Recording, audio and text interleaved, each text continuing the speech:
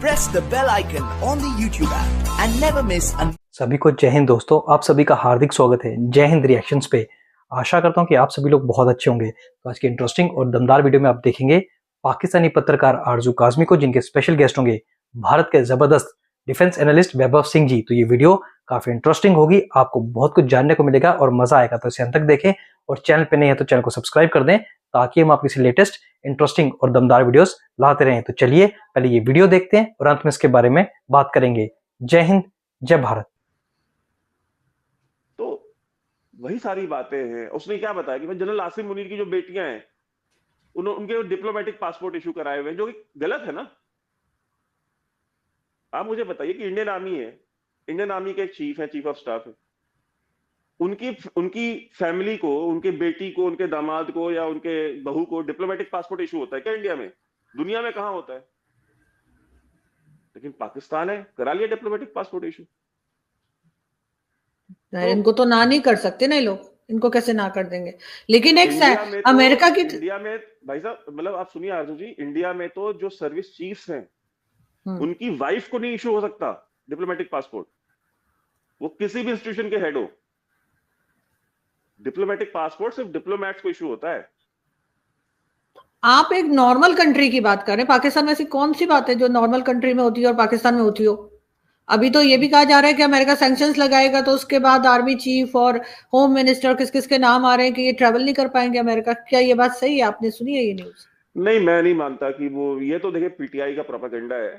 हाँ। और पाकिस्तान की जरूरत है और पाकिस्तान के जो रिलेशंस हैं, अभी वो शरीफुल्लाह को दिया ना वहां पे सीआईए अमेरिका को, इन्होंने तो शरीफुल्लाह तो सबसे छोटा पैदा था इनके पास जो है आईसिस का, उससे बड़े बड़े 15-20 इनके पास और पड़े हुए हैं। तो जो लेवरेज है पाक फौज का अमेरिका के ऊपर वो तो है ही है, तो वो तो कभी नहीं होगा। और अमेरिका को जरूरत है पाकिस्तान की उस रीजन में। देखिए ये बड़े कॉम्प्लेक्स इश्यूज होते हैं, ये ब्लैक एंड व्हाइट में नहीं खेले जाते। जो जो इंटेलिजेंस का गेम हो या जो डिप्लोमेसी का गेम हो, ये ब्लैक एंड व्हाइट में नहीं होता, ये ग्रे जोन में ही खेला जाता है। तो कुछ चीजें ली जाएंगी, कुछ दी जाएंगी, कहीं हर्ट किया जाएगा, कहीं कुछ लेवरेज दिया जाएगा, तो ये चलता रहेगा। तो मैं नहीं मानता कि इस तरह की चीजें हैं। बाकी ऐसा कुछ है प्रोपेगेंडा है, उन्होंने लॉबिस्ट हायर किए हुए अमेरिका में, मिलियंस ऑफ डॉलर्स देते हैं उनको।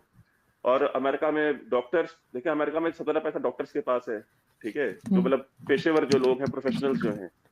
तो पाकिस्तान के तो डॉक्टर्स बहुत सारे हैं वहां अमेरिका में, उनके पास पैसा भी बहुत है, तो वो फंड करते हैं वहां पे। लॉबिंग फर्म उन्होंने हायर की, वो लॉबिंग फर्म जो है वो अपना काम कर रही है। वो कांग्रेसमैन, अच्छा अमेरिका में लॉबिंग लीगल भी है, तो वो अपना काम कर रहे हैं जी। खड़े होकर एक स्टेटमेंट दे देते हैं, उसके बदले में अगर उनको $500,000 या $100,000 मिल जा रहा है, जो सेनेटर है या जो कांग्रेसमैन है, तो क्यों नहीं बोल देगा? वो खड़ा कह देगा हाँ ये रिलीज इमरान खान, एक ट्वीट करना है, लो आगे जी $50,000, ठीक है। तो वो करते रहते हैं, वो करते रहेंगे। तो पीटीआई का प्रोपेगेंडा यहाँ चलता रहेगा जी, बड़ा प्रेशर पड़ रहा है जी, एकदम दबे हुए हैं प्रेशर में अमेरिका के।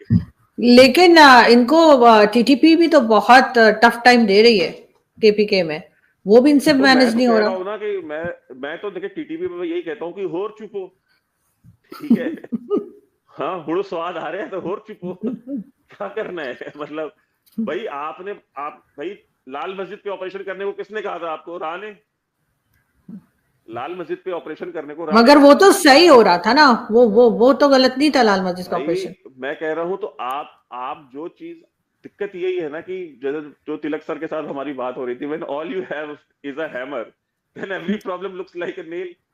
तो आपने हर प्रॉब्लम ही मतलब फौजी तरीके से सॉल्व करनी होती है। आप उनके साथ बैठते, बात करते, आप उनके साथ कंसिलिएशन करते, नेगोशिएट करते, कुछ देते कुछ लेते, या पॉलिटिशियंस को आगे करते कि भाई पॉलिटिकल पार्टीज जाएं बात करें। आपने सारी चीजें खुद ही सॉल्व करी। बट मुशर्रफ के साथ क्या था कि पॉलिटिशियंस को तो उसने अंदर डाला हुआ था, ठीक है। भुट्टो एग्जाइल में, बेनजीर भुट्टो एग्जाइल में, तो ये नवाज शरीफ एग्जाइल में, तो सब सारे तो एग्जाइल में थे। बात करेगा कौन उनसे? उसने ऑपरेशन ही करना था, तो ऑपरेशन किया, तो उसके नतीजे में ये सारी चीजें आप भुगत रहे हो आप 25 साल बाद। तो ये इनका, देखिए आप उसको सही गलत कहें, वो बात की बात है, बनाया किसने उनको यही बता दे चले मुझे। इन्हीं ने बनाया। हाँ, आप ही ने बनाया, आप ही ने उसको मिसहैंडल किया, और जब वो आपको मार रहे हैं तो आप कह रहे हो जी राह। नहीं तो अगर ये टीएलपी से बात कर सकते हैं, तहरीक लब्बैक पाकिस्तान से बात कर सकते हैं, तो उनको इवन इलेक्शन में हिस्सा लेने की परमिशन दे सकते हैं, तो फिर ये टीटीपी से क्यों बात नहीं कर सकते, बीएलए से क्यों नहीं बात कर सकते? जी देखिए, क्योंकि वो इनसे बात नहीं करेंगे अब, क्योंकि इन्होंने अपनी हर एक बात पे इन्होंने वादा खिलाफी करी है। तारीख पूरी इनकी वादा खिलाफियों से भरी हुई है। आपने तिलक सर के साथ वीडियो किया हुआ है, उन्होंने मेरे ख्याल से शायद आपके साथ, मैंने देख तो नहीं पाया पूरा, लेकिन जो इन्होंने खाना फलात के भाई के साथ किया, प्रिंस अब्दुल करीम के साथ, फिर और फिर बाद में इन्होंने जो उनके साथ किया, नवाब नौरोज खान के साथ जो इन्होंने किया, सरदार नौरोज खान के साथ, वो आप देख ले कि भाई कुरान पे कसम खा करके बुलाया नीचे और फिर केस चलाया और फिर फांसियां दी, इन्होंने सब कुछ किया, ठीक है। और फिर जो टीटीपी के जो बंदे हैं उनके साथ जो किया इन्होंने, जो अपने यहाँ जो टॉर्चर सेलों में रखा है, चाहे वो मुस्लिम खान हो या बाकी लोग हो, उनके साथ जो इन्होंने किया है, आई मीन भाई वो जो उनका एम्बेसडर था अफगान तालिबान का, मुल्ला ज़ईफ, ठीक है, उसकी जो किताब है my life with the Taliban, ठीक है, वो आप पढ़ ले। उसमें उसने कहा कि उनके मुंह में 2 जुबानें हैं, ठीक है, और किस तरह के ये लोग हैं, ठीक है। उसके साथ जो इन्होंने किया, आई मीन बगराम की जेलों में जो लोग बंद थे उनमें से आधे तो इन्होंने उठा के दिए हुए थे। तो अब सोचे ना कि जो काम किया इन्होंने, क्यों बात करेंगे इनसे?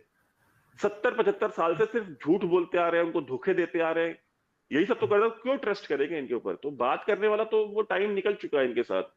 और मैं तो डूम्सडे ही देखता हूँ पाकिस्तान में। और ये मैं आपको कई बार पहले भी पिछले 2-3-4 साल में कई बार आपसे कह चुका हूँ कि ये दुकान नहीं चलेगी, ठीक है। मैंने आपको एक बार पहले भी समझाया, कहा था कि जैसे मोहल्ले में कोई एक दुकान खुलती है ना, तो मोहल्ले में रहने वालों को पता चलता है कि ये दुकान, उसकी ओपनिंग में पता चलता है ये दुकान यहाँ कितने दिन चलेगी, ये चलेगी या नहीं चलेगी, बिकॉज हम यहाँ रहते हैं ना, तो हमको पता है यहाँ पे कंज्यूमर कैसा है, लोग कैसे हैं, ठीक है। तो हमें अंदाजा हो जाता है ये चलेगी या नहीं चलेगी। कोई दुकान खुलती है, आप कहते हैं ये बहुत चलेगी, ठीक है। तो जो टीटीपी की जो दुकान है ना, वो देख के लगता है ये बहुत चलेगी, ठीक है। बीएलए वाली दुकान जो है ना, वो बहुत चलेगी, लेकिन जो इनकी दुकान है ना, ये दुकान देख के लगता है ये दुकान नहीं चलेगी। लेकिन इनकी दुकान के चक्कर में पूरे पाकिस्तान के लोग जो हैं वो सफर कर रहे हैं, और मेरे ख्याल है उस चीज का कुछ ना कुछ होना चाहिए, लेकिन होता हुआ दिखाई नहीं दे रहा फिलहाल तो। नहीं देखिए, पाकिस्तान अब बहुत कंट्रोवर्शियल बात है, लेकिन पाकिस्तान जिस तरीके से बना है, जिन्होंने बनाया था, देखिए सब, अब तो सारी तो कितनी किताबें लिखी जा चुकी हैं, अब तो कितने डॉक्यूमेंट्स डिक्लासिफाई हो चुके हैं, सबको पता है कि पाकिस्तान किसने बनाया, क्यों बनाया, किस बेसिस पे बनाया, ठीक है, किन झूठ की बुनियाद पे बनाया गया, ठीक है। तो सब ओपन में है ना। जो इमारत झूठ की बुनियाद पे बनी हो, या जो रिश्ता झूठ की बुनियाद पे बना हो, आप बताइए वो कितने दिन चलेगा? 25 साल ईस्ट पाकिस्तान नहीं चला, ठीक है। आप दुआ दे अमेरिका को, सीआईए को, कि कोल्ड वॉर हो गई और फिर वॉर ऑन टेरर हो गई, तो आपकी दुकान कुछ दिन और चल गई, वरना ये दुकान पहले ही बंद हो जानी थी। तो अब जो चल गई है, जितनी चल गई है, मतलब ये बहुत नहीं चलेगी। पाकिस्तान इन इटसेल्फ इज अब मैं एज एन इंडियन बोलूंगा तो उसका कहेंगे ना कि यार इनका तो बायस है, बट अगर जो पाकिस्तानी है, अगर वो बैठ करके खुद सोचे कि इस्लाम रियासत नहीं बना सकता, इस्लाम दुनिया में रियासत बनाने नहीं आया था, इस्लाम दुनिया में बंदे को इंसान बनाने आया था, ठीक है। वो दीन सिखाने के लिए आया था, लोगों को डिसिप्लिन करने के लिए आया था, मतलब जो प्रिंसिपल्स हैं इस्लाम के, ठीक है। सही। उसमें भी अपने आप में बहुत सारी डिबेट्स आप कर सकती हैं कि जो शरीयत है और जो कुछ कुरानिक वर्सेस हैं, कैसी है कैसी नहीं है, बट जो प्राइमरी जो कॉन्सेप्ट था इस्लाम का, वो रियासत बनाने थोड़ी है। मतलब अगर रियासत बनाना अगर इस्लाम के अंदर होता, तो फिर तो जो सारी जो अरब कंट्रीज हैं वो सारे मिलकर एक अरब यूनियन बना ले। भाई उनकी जुबान एक है, उनकी सकाफत एक है, उनका पहनना ओढ़ना बिछौना एक है, उनका खाना पीना एक है, उनका तो अलग ही कुछ नहीं है, ठीक है। तो सारी जीसीसी कंट्रीज मिलकर बना ले एक रियासत, इस्लामी रियासत। नहीं बना रहे ना। तो दुनिया में इस्लाम, अच्छा इस्लाम का इंटरप्रिटेशन भी क्या है, क्योंकि इस्लाम को इंटरप्रेट अलग अलग फिरके के लोग अलग अलग तरीकों से करेंगे। मुसलमान की डेफिनेशन अलग होगी, शरीयत की डेफिनेशन अलग होगी। जो मोहम्मद बिन सलमान ने हाल ही में जो स्टेटमेंट दिया, मैं आपको भेजूंगा, आप वो वीडियो आप जरूर देखिएगा। उन्होंने एक इंटरव्यू में अल अरबिया में उन्होंने ये बातें कही। उन्होंने कहा कि भाई शरीयत का इंटरप्रिटेशन तो हर जगह अलग होगा ना। जो अफगानिस्तान में बैठे हैं वो देवबंदी हैं, जो हम हैं हम सलफी हैं, कहीं कोई बरेलवी होगा, कहीं कोई हम्बली होगा, कहीं कोई फलाना ढिकाना, जितने भी अलग अलग फिरके हैं। जो शिया है, उसमें जो 12 शिया हैं, ठीक है, उनका तो हर किसी का इंटरप्रिटेशन भी तो अलग है ना। तो कोई एक चीज ऐसा इस्लाम या कोई एक शरीयत या कोई एक कुरान और कोई हदीसों पे भी सबका इत्तेफाक नहीं है। कोई किसी हदीस को मानता है, कोई नहीं मानता है, ठीक है। जैसे मन सब्बत नबियन फक्तुलहू का जो हदीस है, अब मन सब्बत नबियन फक्तुलहू, अब ये डिस्प्यूटेड है हदीस कि जो भी प्रॉफिट मोहम्मद को इंसल्ट करे उसे गर्दन काट दो, उसको मार दो, ठीक है। बरेलवी मानते हैं कि नहीं नहीं ये है, सही है। लेकिन बाकी फिरके सलफी हैं या जो वहाबी हैं, जो वो नहीं मानते इसको, वो कहते नहीं ये हदीस सही नहीं है, वेरीफाइड हदीस नहीं है। बिल्कुल। तो बात वही है कि आप इंटरप्रिटेशन कैसा करेंगे, कितना करेंगे। अब इनको क्या है कि लेकिन आप बजिद हैं कि नहीं इस्लामी रियासत, तेरा मेरा रिश्ता क्या ला इलाहा इल्लल्लाह। अगर तेरा मेरा रिश्ता क्या ला इलाहा इल्लल्लाह है, तो फिर ये सेम चीज दुबई में लागू क्यों नहीं होती? ये सऊदी वाले क्यों नहीं मानते? क्यों उठा करके मुसलमानों को वापस पाकिस्तान भेज रहे हैं कि यहाँ कहीं भीख मांगते हैं ये? अभी हाल ही में इन्होंने 100-150 और भेजे ना जो भीख मांग रहे थे वहां दुबई में। तो अब वो मुसलमान नहीं है। पाकिस्तानियों से पूछिए तो असली वाले जो ओरिजिनल मुसलमान है वो तो यही है, ठीक है। जैसे मैंने कहा जितने सैयद यहाँ घूम रहे हैं उतने सैयद तो सऊदी अरब में नहीं है, यमन में नहीं है, ठीक है।